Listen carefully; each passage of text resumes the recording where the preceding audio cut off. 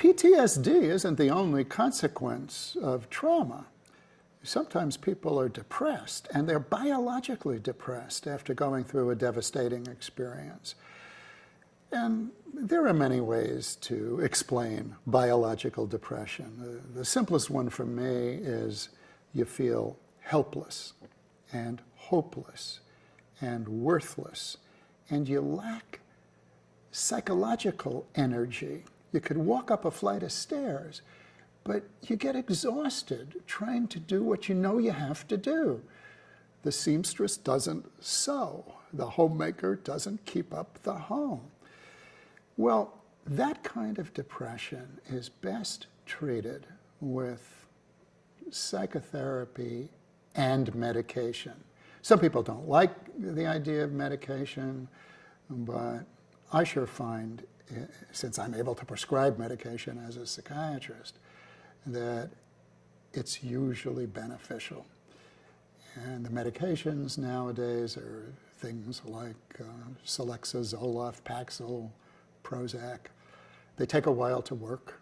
They don't always give full relief. Sometimes other medication needs to be added to it. Everyone who's experienced depression has some knowledge of trying these meds for better and for worse.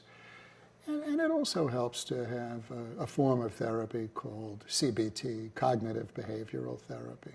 You learn how to intercept your self-defeating thoughts. You learn how to generate better feelings by having thoughts that are more affirming and inspiring and hopeful. And you work with a coach who helps you get out of it. Depression often overlaps with PTSD. Many of my patients have both.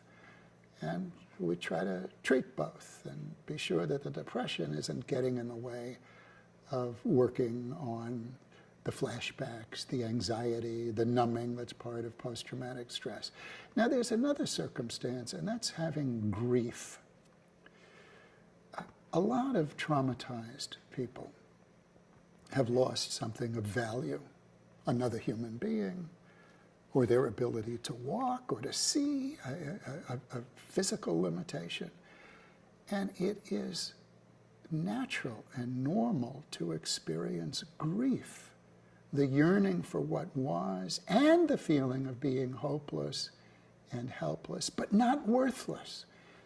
To me, the big difference between grief and depression is that the grieving person still has a sense of self-worth, but they go through that lack of energy and for a while experiencing hopelessness and helplessness. I point that out, and I point out that grief is natural, it's normal. There are ceremonies that we can do to acknowledge and to mitigate grief. We have a lot of traditions. All the religions have ways, and non-religious people can invent ways of mourning the loss of someone else and learning how to get back in touch with who they were rather than how they died. So the management of traumatic grief is an important area. To sum it up, trauma can lead to post-traumatic stress with all of its anxiety and its flashback and its numbing. Trauma can lead to medical, biological depression, where you run out of the energy that you need to do things and you feel worthless. Trauma can lead to normal grief, included with everything else.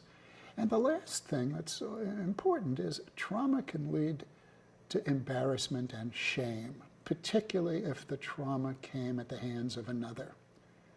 Anyone who treats us with cruelty, with indifference, creates in us a sense of embarrassment. It shouldn't, but it does. All of those are elements of surviving trauma.